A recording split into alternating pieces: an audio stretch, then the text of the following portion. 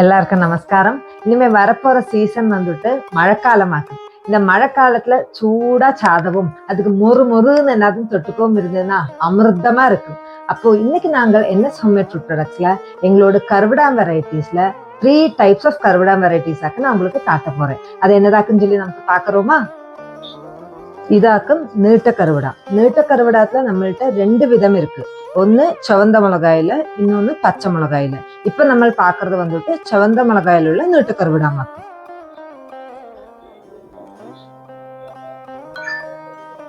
இப்ப நம்ம பாக்குறது வந்து பச்சை மிளகாயில உள்ள நீட்ட கருவிடாமாக்கும்.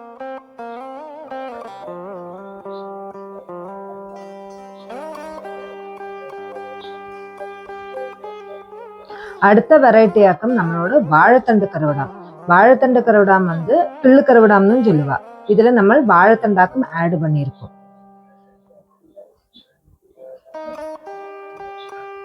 இதாக்கும் நம்மளோட வெங்காய கருவிடாம், வெங்காய கிள்ளு கருவிடாம்.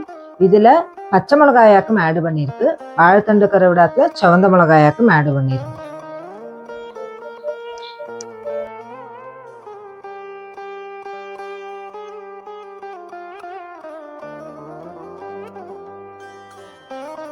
நம்ம இப்ப எல்லாரும் கருவிடா வெரைட்டிஸ் எல்லாம் பார்த்தோம் இல்லையா?